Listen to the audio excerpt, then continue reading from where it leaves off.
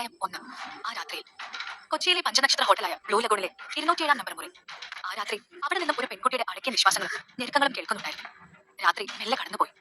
നീലിമ പ്രയാസപ്പെട്ട് കണ്ണു തുറന്നു. ചുറ്റിലും ഇരുട്ടാണ്. ദേഹം വെന്തുരുകുന്നത് പോലെ തോന്നുന്നു. അതുവരെ ഇല്ലാതിരുന്നൊരു മാറ്റം തന്റെ ശരീരത്തിൽ സംഭവിച്ചിരിക്കുന്നതായി അവൾക്ക് മനസ്സിലായി. തലേ രാത്രിയിലെ സംഭവങ്ങൾ ഓർത്തെടുക്കാൻ അവൾ ശ്രമിച്ചു. ഓർക്കാൻ പോലും ഇഷ്ടപ്പെടാത്ത ഒരു ഭീകര സ്വപ്നം പോലെയായിരുന്നു ആ രാത്രി. ആദ്യോടൊപ്പമുള്ള നീലിമയുടെ വിവാഹ നിശ്ചയത്തിന്റെ ചടങ്ങുകളാണ് ഹോട്ടൽ ബ്ലൂ ലഗൂണിൽ നടക്കുന്നത്. പാർട്ടിക്ക് ശേഷം തന്റെ സഹോദരിയായ അഞ്ജലിയോടൊപ്പം ഈ മുറിയിലേക്ക് വന്നത് മാത്രമേ അവൾക്ക് വ്യക്തമായി ഓർക്കാനാവുന്നുള്ളൂ. പിന്നീട് എന്ത് സംഭവിച്ചു? ആരോ ഒരാൾ തന്നോടൊപ്പം ഈ മുറിയിൽ. അത് ആദ്യമല്ല, പിന്നെ ചിന്തിക്കും തോറും ശ്വാസം മുട്ടുകയാണ്. പ്ലീസ് അയാൾ എന്നെ വെറുതെ വിടൂ എന്നൊക്കെ താൻ കരഞ്ഞിരുന്നു. പക്ഷേ അയാളുടെ കരുത്തിന് മുന്നിൽ പൂർണ്ണമായും നിസ്സഹായമായി മാറിപ്പോയിരുന്നു. ആ കൈകൾ തന്റെ നഗ്നമേനിയിലൂടെ ഒഴുകി നടന്നു. തെറ്റായി എന്തോ സംഭവിക്കുന്നുവെന്ന് മനസ്സ് പറഞ്ഞിരുന്നുവെങ്കിലും ശരീരം അനക്കാനായില്ല. വീരമേറിയ ഏതോ മയക്കുമരുന്നിന്റെ ലഹരിയിലായിരുന്നു താനെന്ന് അവൾക്ക് മനസ്സിലായി. പെട്ടെന്ന് മൊബൈൽ ഫോണിൽ അലാറം ശബ്ദിച്ചു. നീലിമയുടെ ചിന്തകൾ മുറിഞ്ഞു. അവൾ പിടഞ്ഞെഴുന്നേറ്റ് ഭയത്തോടെ തന്റെ നഗ്നമായ ശരീരത്തിലേക്ക് നോക്കി. ധരിച്ചിരുന്ന ചുവന്ന ഫ്രോക്ക് പകുതി കീറി നിലത്ത് കിടക്കുന്നുണ്ട്. ഒടുവിൽ വേദനയോടെ അവൾ ആ സത്യം മനസ്സിലാക്കി. നടന്നതൊന്നും സ്വപ്നമല്ല. അജ്ഞാതനായ ഒരാൾ തന്നെ നശിപ്പിച്ചിരിക്കുന്നു. നീലിമ മുഖം പൊത്തി കരഞ്ഞു. എത്ര നേരം അങ്ങനെ കടന്നുപോയെന്ന് അറിയില്ല. നടന്നതെല്ലാം എത്രയും പെട്ടെന്ന് ആദ്യം അറിയിക്കണം എന്നവൾക്ക് തോന്നി. തിടുക്കത്തിൽ നിലത്ത് കിടക്കുന്ന തന്റെ വസ്ത്രങ്ങൾ എടുത്ത് ധരിച്ച് അവൾ പുറത്തേക്ക് കടന്നു. വാതിൽ തുറന്നതും പുറത്തെ കാഴ്ച കണ്ട് അവൾ ഞെട്ടിപ്പോയി. മുന്നിൽ അച്ഛനും ആദ്യം നിൽക്കുന്നു. എന്താണ് പറയേണ്ടതെന്ന് അറിയാതെ അവൾ സ്തബ്ധയായി. അച്ഛൻ, ഞാൻ... നീലിമ ഓടിച്ചെന്ന് അച്ഛനെ കെട്ടിപ്പിടിച്ച് കരഞ്ഞു. വാസുദേവൻ ദേഷ്യത്തോടെ അവളെ തള്ളി മാറ്റി. മാറിക്കടി. അച്ഛന്റെ ഭാവം കണ്ട് നീലിമ ഒരു നിമിഷം തരിച്ചു നിന്നുപോയി. തന്റെ രൂപവും അലങ്കോലമായി കിടക്കുന്ന മുറിയും കണ്ട് അച്ഛൻ തന്നെ തെറ്റിദ്ധരിച്ചിരിക്കുന്നു എന്നവൾക്ക് മനസ്സിലായി. ഈ ദിവസം തന്നെ വേണോ നിന്റെ അഴിഞ്ഞാട്ടം? അയാൾ അലറി. നീലിമയ്ക്ക് പിന്നീട് ഒരക്ഷരം പോലും മിണ്ടാനായില്ല. അവളുടെ കണ്ണുകൾ നിറഞ്ഞിരുന്നു. അവൾ അച്ഛന് പിന്നിലായി നിൽക്കുന്ന ആദ്യ സങ്കടത്തോടെ നോക്കി. ആദ്യമാണ് ഇനിയുള്ള ഏക പ്രതീക്ഷ. അവൻ തന്നെ അവിശ്വസിക്കില്ല എന്നവൾക്ക് ഉറപ്പുണ്ടായിരുന്നു. പക്ഷേ അപ്പോഴേക്കും അവളുടെ പ്രതീക്ഷകൾ തെറ്റിച്ചുകൊണ്ട് ആദ്യം മുന്നിലേക്ക് കയറി വന്നു. അവന്റെ മുഖത്തും ദേഷ്യം പ്രകടമായിരുന്നു. എന്നാലും എന്നോട് ഇത് ചെയ്യരുതായിരുന്നു നീ. ആദ്യം പറഞ്ഞത് കേട്ട് നീലിമയുടെ മനസ്സ് പിടഞ്ഞു. നിനക്കെന്നെ അറിയില്ല ആദ്യം, ഞാൻ അവരെ തെറ്റ് ചെയ്യോ? സത്യം എനിക്കൊന്നും അറിയില്ല. ജോസിൽ ആരെന്താ ചേർത്തിരുന്നെന്ന് എനിക്ക് തോന്നുന്നു. മതി, എനിക്കൊന്നും കേൾക്കണമെന്നില്ല. മുന്നിൽ കാണുന്നത് വിശ്വസിക്കാതിരിക്കാൻ ഞാൻ പൊട്ടനല്ല. ആദ്യം സത്യം ഞാൻ പറയുന്നത്, ആരും എന്നെ ചീറ്റ് ചെയ്തതാ. നീലിമ ആവർത്തിച്ചെങ്കിലും ആദ്യം പിന്നെ സംസാരിക്കുകയോ അവളെ നോക്കുകയോ ചെയ്തില്ല. അപ്പോഴേക്കും അഞ്ജലി അവിടേക്ക് വന്നു. നീലിമയുടെ അച്ഛനായ വാസുദേവന് രണ്ടാം ഭാര്യയായ സത്യഭാമയിലുണ്ടായ മകളാണ് അഞ്ജലി. നീലിമ പ്രതീക്ഷയോടെ അഞ്ജലിയുടെ അടുത്തേക്ക് ചെന്ന് അവളുടെ കൈ പിടിച്ചു. അഞ്ജലി മോളെ, നീ പറയുന്നവരോട് നിന്റെ കൂടെയല്ലേ ഞാൻ മുകളിലേക്ക് വന്നത്? അഞ്ജലി നീലിമയുടെ കൈകൾ തട്ടിമാറ്റി. എന്താ കൂടെയോ? നീയല്ലേ എന്നെ റൂമിൽ കൊണ്ടാക്കിയത്? നീലിമ വീണ്ടും ചോദിച്ചു. അച്ഛാ, എനിക്കൊന്നും അറിയില്ല. ചേച്ചി എന്തൊക്കെ പറയുന്നതെന്ന് എനിക്ക് മനസ്സിലാവുന്നില്ല. അഞ്ജലി അച്ഛനെ നോക്കി പറഞ്ഞു. ഇത് കേട്ട് നീലിമ ആകെ വല്ലാതെയായി. അഞ്ജലി സത്യം തുറന്ന് പറയുമെന്ന് അവൾ വിശ്വസിച്ചിരുന്നു. അച്ഛാ, ഞാൻ പറയുന്നത് സത്യമാണ്. ജ്യൂസ് കുടിച്ചപ്പോ എനിക്ക് തല കറങ്ങുന്ന പോലെ തോന്നി. ഇന്നലെ രാത്രി എന്നെ റൂമിൽ കൊണ്ടാക്കിയത്. അയ്യോ, എന്തൊക്കെ നോണേ ചേച്ചി പറയുന്നത്? ഞാൻ ഇന്നലെ അമ്മയുടെ കൂടെ കിടന്നേ, ഇങ്ങോട്ട് വന്നിട്ടില്ലല്ലോ. അഞ്ജലി കള്ളം പറയില്ല നീലിമ. മതി ന്യായീകരിച്ചത്. എടുക്കാനുള്ളതൊക്കെ എടുത്ത് വന്ന് വണ്ടി കയറിക്കോ. ഈ കോലത്തിൽ നിന്നെ ഇവിടെ ഇറക്കി വിട്ട ആളുകൾ ഈ കഥ അറിയും. അത് വേണ്ട. നീലിമയ്ക്ക് ഒന്നും മിണ്ടാനായില്ല. വാസുദേവന്റെ വാക്കുകൾ കേട്ട് അവൾ അത്രയ്ക്ക് തകർന്നു പോയിരുന്നു.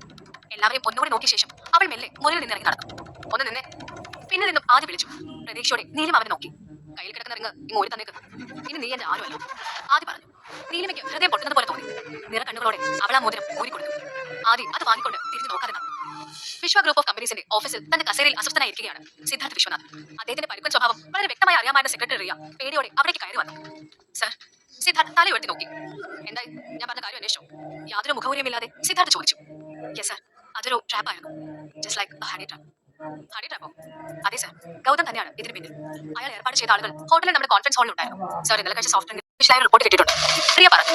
സിദ്ധാർത്ഥിന്റെ ബിസിനസ് എതിരാളിയാണ് ഗൗതം കൃഷ്ണ. സിദ്ധാർത്ഥിന്റെ വിശ്വം ഗ്രൂപ്പും ഗൗതമിന്റെ കൃഷ്ണ ഗ്രൂപ്പും തുടക്കത്തിൽ ബിസിനസ് പങ്കാളികളായിരുന്നു. ഗൗതമിന്റെ പേരിൽ വന്ന ഒരു സാമ്പത്തിക തട്ടിപ്പിന്റെ പേരിൽ ഇരുവരും തമ്മിൽ പിണങ്ങി. അതിനുശേഷമുള്ള മത്സരങ്ങളിൽ വിശ്വ ഗ്രൂപ്പിന്റെ ഉടമ സിദ്ധാർത്ഥിന്റെ ക്ലീൻ ഇമേജ് ഗൗതമിന്റെ കൃഷ്ണ ഗ്രൂപ്പിന് ഒരു വെല്ലുവിളിയായി മാറി. അതോടെ അവർ തമ്മിലുള്ള വൈരാഗ്യം വ്യക്തിപരമായും വളർന്നു. സിദ്ധാർത്ഥിന്റെ ഇമേജ് നശിപ്പിക്കാനായി ഗൗതം ഇപ്പോൾ എന്തും ചെയ്യുമെന്ന സ്ഥിതിയാണ്. സിദ്ധാർത്ഥ് അസ്വസ്ഥതയോടെ റിയെ നോക്കി. What the hell? അവനോ? ഒന്ന് രണ്ട് വട്ടം നമ്മൾ അവനെ ക്ഷമിച്ചു വിട്ട് കളഞ്ഞല്ലേ, ഇനി അത് പറ്റില്ല. സിദ്ധാർത്ഥ് ദേഷ്യത്തോടെ പറഞ്ഞു. സർ, എടുത്ത് ചാടരുത്. CCTV അടക്കം തെളിവുകളെല്ലാം അവർ നശിപ്പിച്ചു. എന്റെ ഫൈൻഡിങ്സ് മാത്രമാണ് ഞാൻ പറഞ്ഞത്. റിയ അവരെ തടുപ്പിക്കാൻ ശ്രമിച്ചു. കാരണം ദേഷ്യക്കാരനും എടുത്തുചാട്ടക്കാരനുമായ സിദ്ധാർത്ഥ് ഇത്തരമൊരു കാര്യത്തിന് ഇറങ്ങി പുറപ്പെട്ടാൽ എന്ത് സംഭവിക്കുമെന്ന് റിയയ്ക്ക് വളരെ വ്യക്തമായി അറിയാമായിരുന്നു. എന്നാൽ തെളിവ് കൊണ്ടുപോകാം ആദ്യം. അവരെ ഇങ്ങനെ വിട്ടോളാൻ പറ്റില്ല. ഇതോടെ തീരണം അവന്റെ ജീപ്പ് ഈഗോ. പക്ഷേ സാർ, ഇതിൽ ചില കൺഫ്യൂഷൻസ് ഉണ്ട്. വാട്ട്? അവർ ട്രാപ്പിനായി സെറ്റ് ചെയ്ത റൂം നമ്പർ 209 ആണെന്നാണ് അറിഞ്ഞത്. പക്ഷേ സാർ, നിങ്ങൾ വേറെ മുറിയിലേക്കാണ് പോയത്. റിയ പറഞ്ഞത് കേട്ട് സിദ്ധാർത്ഥ് ഞെട്ടി. അപ്പോ എന്റെ കൂടെ മുറിയിലുണ്ടായിരുന്ന പെൺകുട്ടി ആരാണ്? മുഖം എനിക്ക് ഓർത്തെടുക്കാനാവുന്നില്ല. ആ പെൺകുട്ടി, അതാണ് സാർ എനിക്ക് പിടികിട്ടാത്തത്. ഒരുപക്ഷെ അവർ തന്നെ ഏർപ്പെടുത്തിയ മറ്റൊരു കോളുകളായിരിക്കും. റിയ മടിച്ചാണ് അത് പറഞ്ഞത്. അത് കേട്ട് സിദ്ധാർത്ഥ് ചാടി എഴുന്നേറ്റു. ഹേയ് നോ, അല്ല, അവളൊരു കോളുകളൊന്നും ആയിരുന്നില്ല. ആ പെൺകുട്ടി വേർജിൻ ആയിരുന്നു. റിയ, താൻ അന്വേഷിക്കാൻ പറഞ്ഞത് മാത്രം അന്വേഷിച്ചാൽ മതി. വായ തോന്നുന്ന വിളിച്ച് പറയണം, മനസ്സിലായോ? സിദ്ധാർത്ഥ ഡെസ്കിൽ ശക്തമായി ഇടിച്ചുകൊണ്ടാണ് ഇത് പറഞ്ഞത്. റിയ ഞെട്ടിപ്പോയി. Sorry sir. പോയിക്കോ. റിയ തല താഴ്ത്തിക്കൊണ്ട് ഇറങ്ങിപ്പോയി. സിദ്ധാർത്ഥ് പഴയതുപോലെ കസേരയിലിരുന്നു. കഴിഞ്ഞ രാത്രിയെക്കുറിച്ച് ആലോചിച്ചപ്പോൾ അയാൾക്ക് വല്ലാത്ത കുറ്റബോധം തോന്നി. ആ ഹോട്ടൽ റൂമിൽ നിന്നും പുറത്തു വന്നതും വീട്ടിലെത്തിയതുമൊക്കെ അവ്യക്തമായി മാത്രമേ ഓർക്കാനാവുന്നുള്ളൂ. മെല്ലെ പിന്നിലേക്ക് ചാഞ്ഞുകൊണ്ട് അയാൾ ചിന്തിച്ചു. തെറ്റ് പറ്റിയിരിക്കുന്നു. എങ്കിലും ആ പെൺകുട്ടി ആരാ?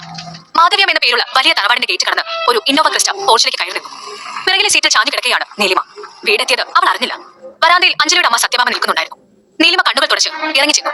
സത്യഭാമ തന്നെ ശകാരിക്കുമെന്ന് നീലിമ കരുതിയിരുന്നു. പക്ഷേ വരാന്തയിൽ മുത്തശ്ശിയായ മാധവി നിൽക്കുന്നത് കൊണ്ട് സത്യഭാമ ഒന്നും ചോദിച്ചില്ല. പകരം നീലിമയെ രൂക്ഷമായി നോക്കുക മാത്രം ചെയ്തു. നീലിമയുടെ ശ്രദ്ധ മുഴുവൻ മുത്തശ്ശിയിലായിരുന്നു. അവരെന്തെങ്കിലും വഴക്ക് പറഞ്ഞാൽ നീലിമ തകർന്നു പോകുമായിരുന്നു. അത്രമാത്രം വിഷമത്തോടെയാണ് അവൾ നിൽക്കുന്നത്. മാധവി അവളെ വാത്സല്യത്തോടെ നോക്കി. നീലിമ ഓടിച്ചെന്ന് അവരെ കെട്ടിപ്പിടിച്ച് കരഞ്ഞു. അവൾ അവളുടെ നീണ്ട മുടിയഴകൾ മെല്ലെ തലോട് കൊണ്ട് ചോദിച്ചു, എന്താ മോളെ നിനക്ക് പറ്റിയത്? നീലിമ മുഖമുയർത്തി അവരെ നോക്കി. അവൾ കരച്ചിലടക്കാൻ പാടുപെടുന്നുണ്ടായിരുന്നു. സാരില്ല, എന്റെ കുട്ടി കരയണ്ട, ഒന്നും നടന്നിട്ടില്ല, സങ്കടപ്പെടണ്ട കേട്ടോ. മാധവി നീലിമയുടെ മുഖം കൈക്കുമ്പിളാക്കിക്കൊണ്ട് പറഞ്ഞു, ഞാനൊരു തെറ്റും ചെയ്തിട്ടില്ല മുത്തശ്ശി. നീലിമ വിതുമ്പി, കരയല്ലേ, മുത്തശ്ശി ഉണ്ട് കൂടെ, വാ ആദ്യം ഒന്ന് കുളിക്ക്, ഞാൻ കഴിക്കാൻ എടുക്കാം. മാധവി നീലിമയെ മുറിയിലേക്ക് കൂട്ടിക്കൊണ്ടുപോയി. സത്യഭാമയും അഞ്ജലിയും അതൊന്നും ഇഷ്ടപ്പെടാതെ പരസ്പരം നോക്കി. അമ്മേ, ഇനി അവളിവിടെ നിർത്തിയാ ഞാൻ ഇറങ്ങി പോകും, പറഞ്ഞേക്കാം. അഞ്ജലി അമ്മയെ നോക്കി പറഞ്ഞു. അത് കേട്ട് സത്യഭാമ വാസുദേവനോട് കയർത്തു. മനുഷ്യ, കേട്ടല്ലോ നമ്മുടെ മോള് പറഞ്ഞത്, നിങ്ങൾക്ക് മൂത്ത മോളാണ് വലുതെങ്കിൽ അവളെ നിർത്തിക്കും, പക്ഷെ ഞാനും മോളും ഇവിടെ ഇറങ്ങും, പറഞ്ഞേക്കാം. ഒന്ന് പതുക്കെ പറ, അമ്മ കേൾക്കണ്ട. അവളെ ഇവിടെ മാറ്റാനുള്ള സകല പരിപാടി ഞാൻ ചെയ്തു വെച്ചിട്ടുണ്ട്, പോരെ, ഒന്ന് സമാധാനിക്കും. വാസുദേവൻ ശബ്ദം താഴ്ത്തി പറഞ്ഞു. അത് കേട്ടപ്പോൾ അഞ്ജലിയുടെയും സത്യഭാമയുടെ മുഖം തെളിഞ്ഞു. ദിവസങ്ങൾ കടന്നുപോയി. വാസുദേവൻ നീലിമയ്ക്ക് ഒരു ഓസ്ട്രേലിയൻ വിസ തരപ്പെടുത്തി. വിവരം അറിഞ്ഞപ്പോൾ മാധവിയും നീലിമയും വാസുദേവന്റെ തീരുമാനത്തെ എതിർത്തിരുന്നു. പക്ഷേ നിസ്സഹായായ മുത്തശ്ശി മാത്രമാണ് നീലിമയുടെ ഭാഗം നിൽക്കാൻ ആ വീട്ടിലുണ്ടായിരുന്നത്. അങ്ങനെ മറ്റു വഴിയില്ലാതെ നീലിമയ്ക്ക് സമ്മതിക്കേണ്ടി വന്നു. ഒടുവിൽ അവൾക്ക് പോകാനുള്ള ദിവസമായി. സങ്കടത്തോടെ ഹാളിൽ തന്നെ ഇരിക്കുകയായിരുന്നു നീലിമ. അഞ്ജലി ബാഗുകളും മറ്റും കാറിലേക്ക് എടുത്ത് വെക്കുന്ന തിരക്കിലാണ്. അവൾ വളരെ സന്തോഷത്തിലാണെന്ന് നീലിമയ്ക്ക് തോന്നി. മോളെ, ഇങ്ങനെ ഇരുന്നാൽ എങ്ങനെയാ, ഇറങ്ങാൻ സമയമായില്ലേ? മാധവി ചോദിച്ചു.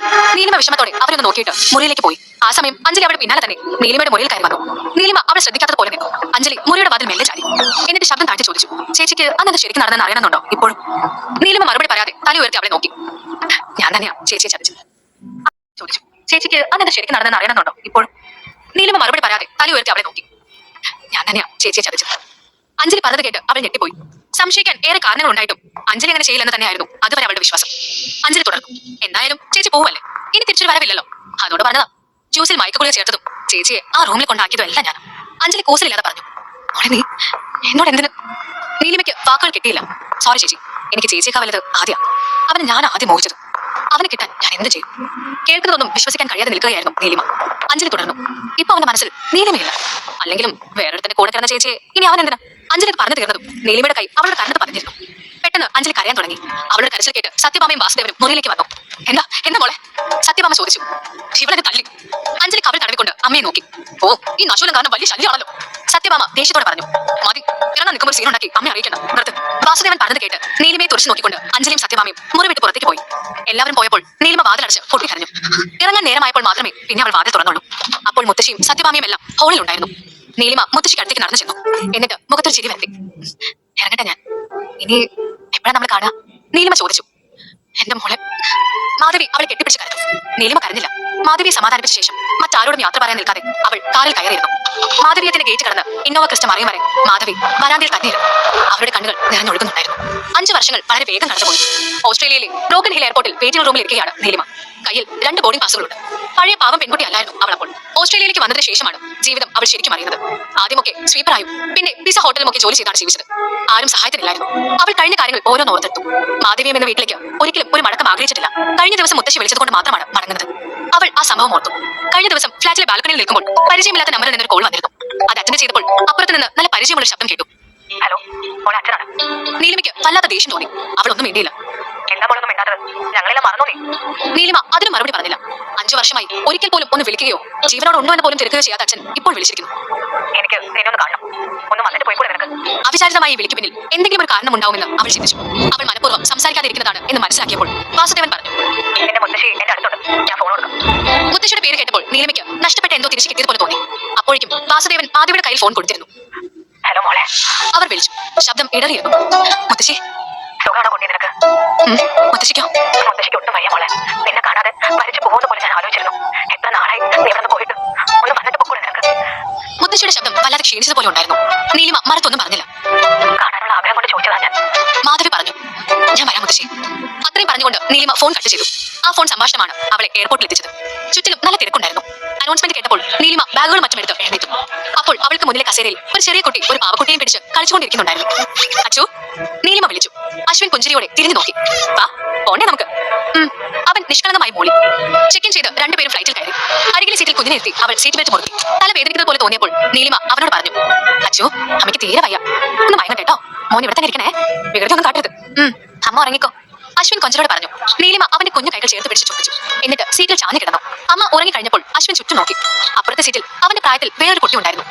അശ്വിൻ സീറ്റ് ബെൽറ്റിന്റെ ക്ലിപ്പ് അഴിച്ച് ആ കുട്ടിയുടെ അടുത്തേക്ക് നടന്നു. പെട്ടെന്ന് അതിലൂടെ നടന്നു പോയ ഒരാളുടെ ദേഹത്ത് തട്ടി അവൻ താഴേക്ക് വീഴാൻ ഭാവിച്ചു. പക്ഷേ വീഴും മുൻപേ അവനെ അയാൾ താങ്ങി പിടിച്ചിരുന്നു. സൂക്ഷിച്ച് നടക്കണ്ട മോനെ, അയാൾ ഷാസിനോട് ചോദിച്ചു. അത് സിദ്ധാർത്ഥായിരുന്നു. അയാളെ കണ്ടപ്പോൾ പെട്ടെന്ന് അശ്വിന്റെ മുഖം വിടർന്നു. ഡാഡി, അവൻ വിളിച്ചു. ഹേ, ഡാഡിയോ? സിദ്ധാർത്ഥ് ആ വിളി മറ്റാരെങ്കിലും കേട്ടോ എന്നാണ് ആദ്യം നോക്കിയത്. ആരും കേട്ടില്ലെന്ന് ഉറപ്പായപ്പോൾ അവൻ അശ്വിനെ നോക്കി പറഞ്ഞു. ഞാൻ മോന്റെ ഡാഡിയല്ല, അങ്കിൾ. അങ്കിൾ എന്ന് വിളിച്ചോ? ഇല്ല, ഡാഡിനെ വിളിക്കും. അശ്വിൻ വാശി പിടിച്ചു. ചേട്ടാ, ഇത് വലിയ കഷ്ടമായല്ലോ. സിദ്ധാർത്ഥ് അവനെ വിട്ട് മുന്നോട്ട് നടക്കാൻ നോക്കി. അശ്വിൻ സിദ്ധാർത്ഥിന്റെ മുന്നിൽ കയറി നിന്ന് അവന്റെ കയ്യിൽ പിടിച്ച് വീണ്ടും ചോദിച്ചു. എന്റെ ഡാഡി അല്ലേ? വീട് കൂട്ടി എന്താ കാണിക്കുന്നത്? സിദ്ധാർത്ഥ് അവനെ മെല്ലെ തള്ളി മാറ്റി. അപ്പോഴേക്കും നീലിമ ഉണർന്നിരുന്നു. ദാഹിച്ചപ്പോൾ വെള്ളം കുടിക്കാൻ കണ്ണു തുറന്നതാണ്. അവൾ ബാഗിൽ നിന്നും വാട്ടർ ബോട്ടിൽ എടുത്ത് തുറന്നു. അപ്പോഴാണ് സീറ്റിൽ അശ്വിൻ ഇല്ല എന്ന് അവൾക്ക് മനസ്സിലായത്.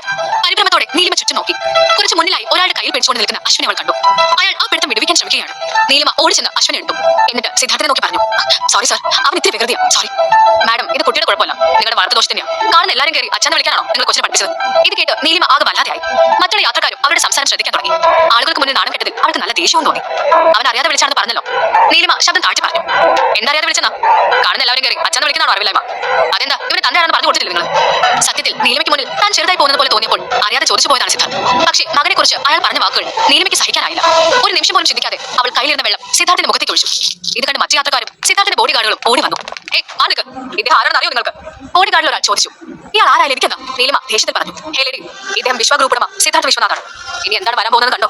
Sure trouble. അയാൾ പറഞ്ഞു. അതൊന്നും നീലിമ ശ്രദ്ധിച്ചില്ല. അവൾ സിദ്ധാർത്ഥിനെ വെറുപ്പോടെ നോക്കുകയായിരുന്നു. സിദ്ധാർത്ഥ തിരിച്ചു. എന്താണ് നടക്കുന്നതെന്ന് അറിയാതെ പുഞ്ചിരിയോടെ അശ്വിനും അവർക്കൊപ്പം ഉണ്ടായിരുന്നു. ഒരു യുവതി പരസ്യമായി തന്നെ അപമാനിച്ചിട്ടും ചൂടൻ സ്വഭാവക്കാരനായ സിദ്ധാർത്ഥ് ഒന്നും ചെയ്യാതെ നിൽക്കുന്നത് കണ്ടപ്പോൾ അയാളുടെ ബോഡി ഗാർഡ് അത്ഭുതപ്പെട്ടു പോയി. താൻ പറഞ്ഞത് തെറ്റാണെന്ന് സിദ്ധാർത്ഥിന് മനസ്സിലായിരുന്നു. അതിനുമപ്പുറം എന്തിനൊരു സഹതാപം നീലിമയോട് അയാൾക്ക് തോന്നി തുടങ്ങിയിരുന്നു. നീ എന്താരാണ്? സിദ്ധാർത്ഥ് മനസ്സിൽ ചോദിച്ചു.